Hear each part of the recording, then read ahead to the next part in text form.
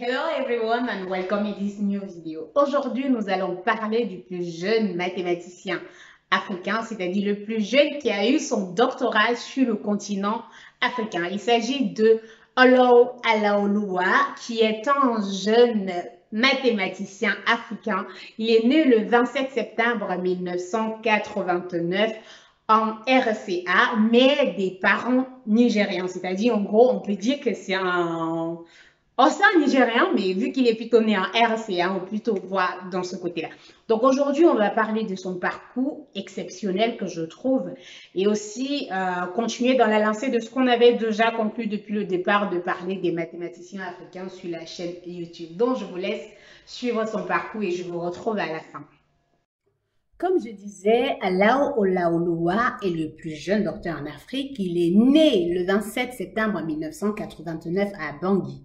Il obtient son baccalauréat à 13 ans seulement. Et il devient le plus jeune bachelier de la RCA. Vous voyez, ça veut dire que ce n'était pas juste quelque chose qu'on ne voyait pas depuis le départ. Alors, lors de son interview, il dit bien qu'il a sauté des classes. C'est très logique parce que pour obtenir le bac à 13 ans, il faut bien sauter des classes. Donc, par la suite, il obtient une double licence à 17 ans. Et puis, un double master un double master juste après, et ça c'est à 19 ans. Donc, essayez un peu de voir. L'avantage ou le truc particulier ici, c'est que ces double masters, c'est en mathématiques et en physique. C'est-à-dire que pour une première fois, il est le premier et le seul étudiant d'ailleurs à avoir obtenu les deux diplômes simultanés en mathématiques et en physique au niveau du premier cycle et de la maîtrise en RCA.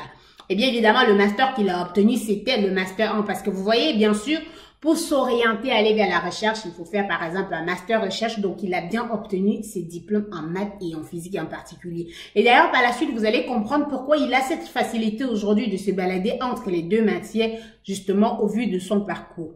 Par la suite, il s'est rendu à Lagos. Alors, comme je disais au départ, il est né des parents nigérians, donc il a fait tout son parcours, qu'on peut dire, de l'école primaire jusqu'à l'université. On va pas dire jusqu'à l'université, jusqu'à master. Et donc, c'est après le master maintenant qu'il retourne dans son pays pour s'inscrire à l'université. Donc, c'est à Lagos, au Nigeria, qui s'est inscrit en doctorat dans le programme de l'université.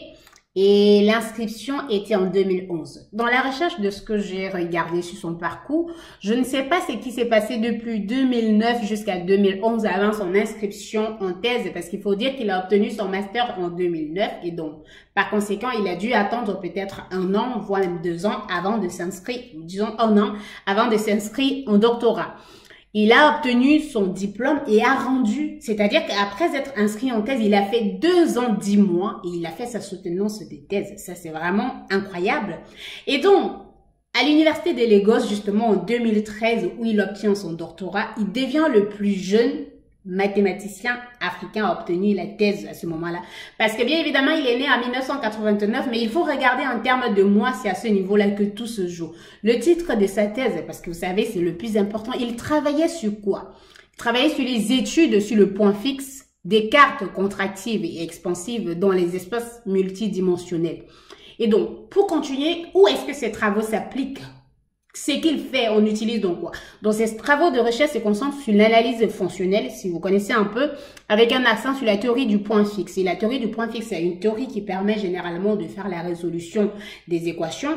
Et justement, ces travaux ont des applications dans l'optimisation des allocations des ressources telles que le réseau, l'énergie, si on veut optimiser ou maximiser l'énergie, par exemple.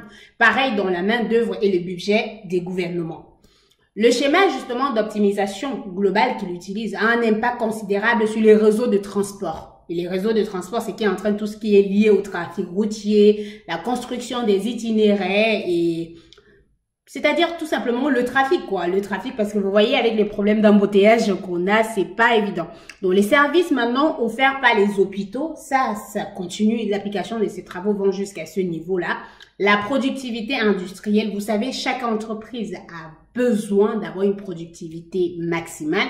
Les budgets nationaux, le budget que le gouvernement alloue à chaque année pour chaque domaine, c'est-à-dire à la santé et tout le reste, on peut justement utiliser ces travaux pour optimiser ou, comment dire, optimiser ces budgets-là et en tenant compte justement de la diversité des craintes économiques, financières et sociales.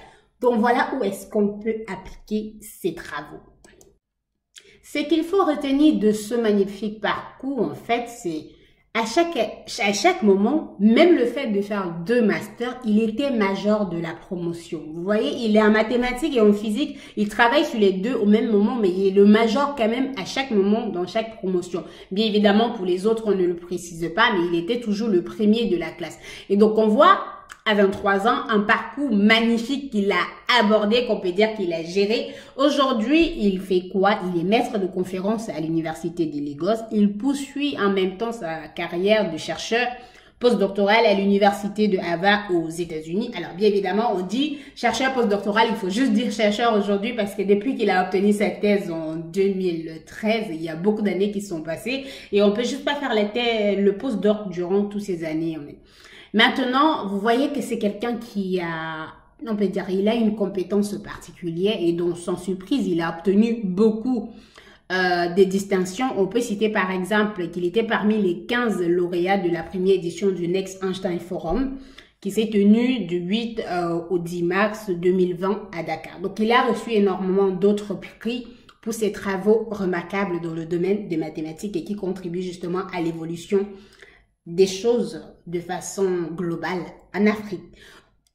Je sais que vous avez aimé la vidéo. N'hésitez pas à me dire en commentaire si vous avez d'autres personnes que vous pensez que je dois parler de leur parcours. N'hésitez pas à partager la vidéo si vous avez aimé. N'hésitez pas à faire des commentaires. On se retrouve très bientôt pour un nouveau parcours, pour une nouvelle personne qui a un parcours exceptionnel qu'on va partager sur la chaîne YouTube. À bientôt.